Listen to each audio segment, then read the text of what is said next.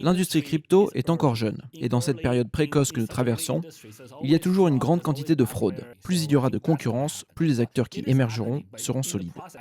Je dois dire qu'en fait, je ne connais pas tous les tenants et les aboutissants de cette histoire, mais il me semble que Gemini était également impliqué dans ce fiasco. Bonjour à tous et bienvenue sur Money Radar Crypto. Aujourd'hui, nous avons le plaisir de vous présenter quelques extraits d'une interview accordée par Changpeng Zhao, le PDG de Binance, au podcast Bankless. Le but de cette intervention en mai 2023 était de dissiper la FUD autour de Binance, le leader sur le marché des exchanges. CZ a tenté de calmer la peur, les doutes et les incertitudes des investisseurs, et de les rassurer pour que la plateforme ne souffre pas de retrait massif. Cette FUD s'est malheureusement épaissie depuis cette intervention de Changpeng Zhao.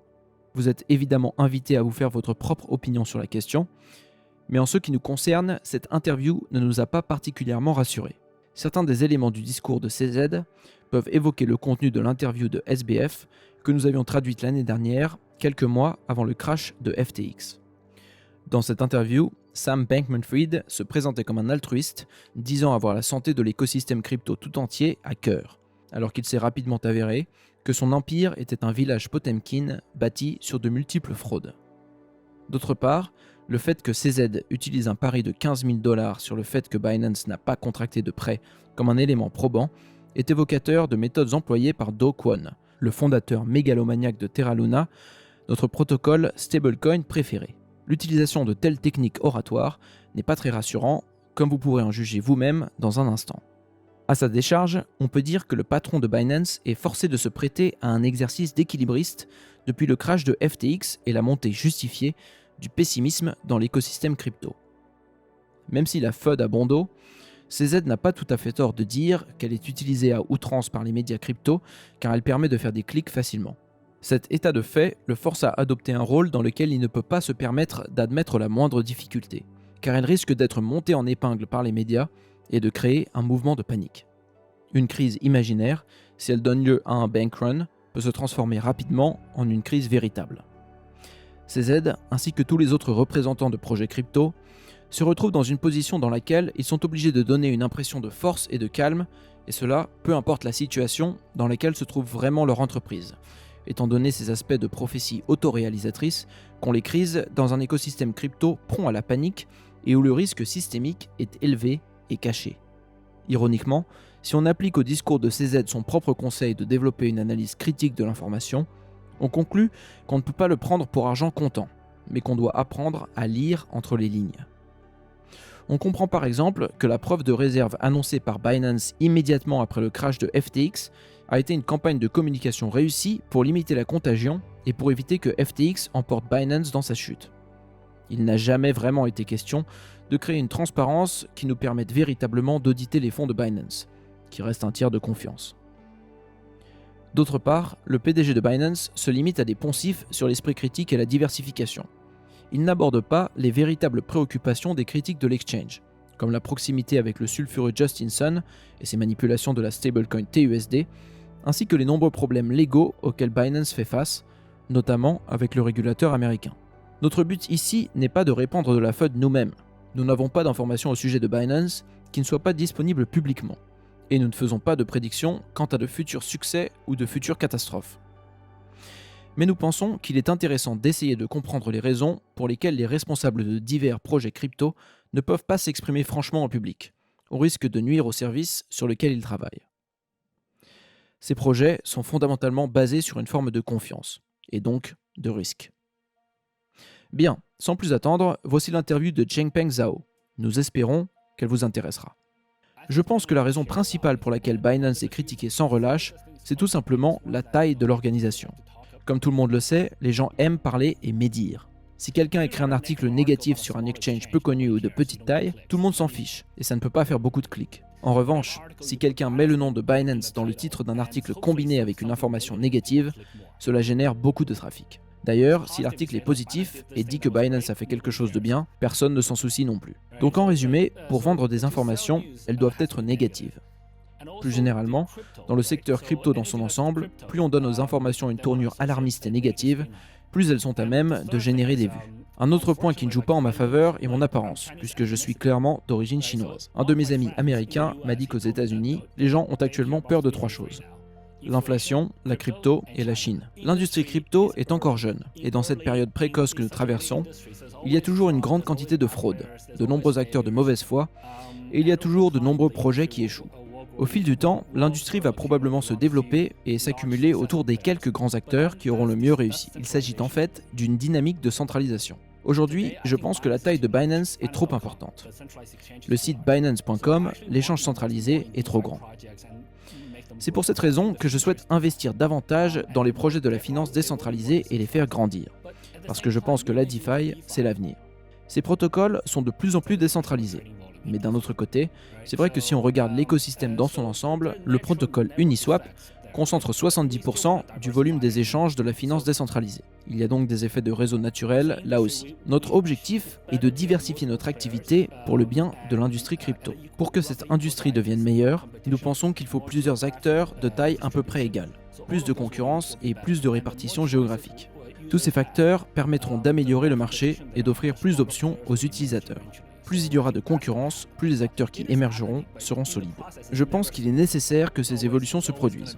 Et en fait, il me semble que c'est justement ce qui est en train d'arriver progressivement. Mais c'est un processus qui n'est jamais fluide.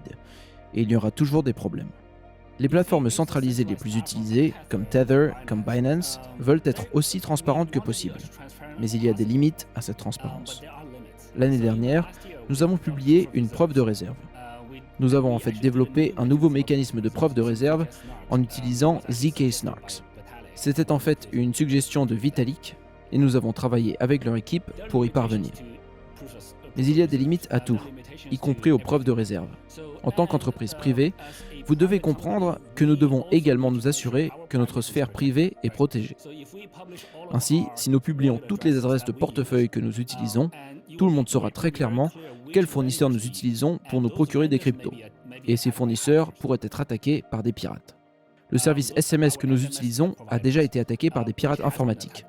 Et nos fournisseurs de messagerie ont déjà été la cible de hackers.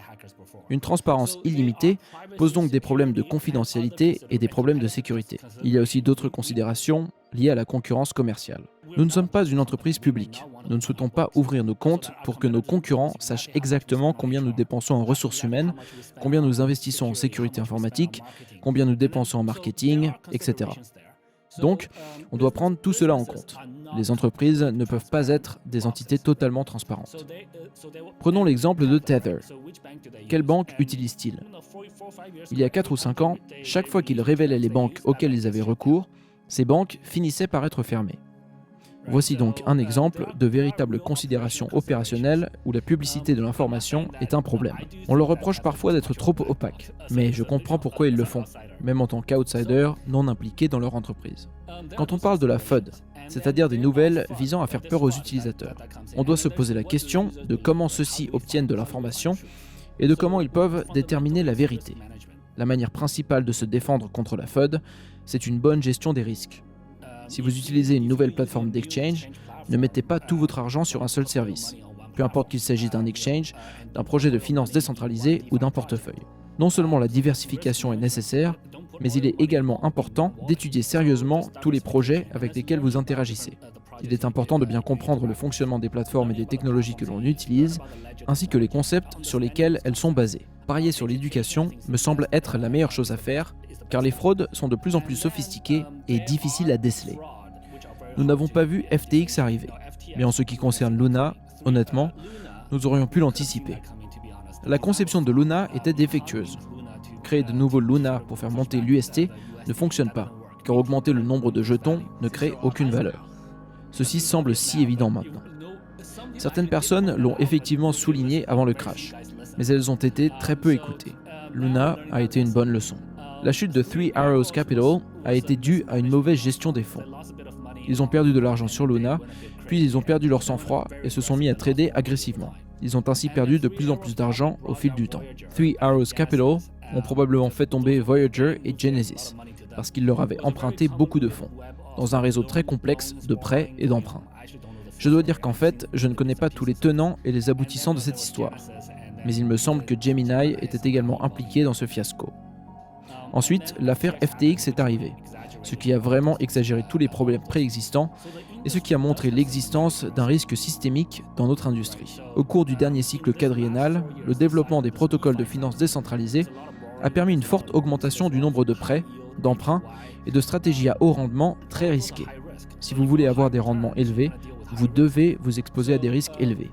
Et c'est pourquoi il est important d'apprendre à juger correctement une entreprise et de comprendre comment elle fonctionne vraiment. Certaines d'entre elles sont très simples et présentent un modèle économique facile à comprendre. Tether fait partie de cette catégorie.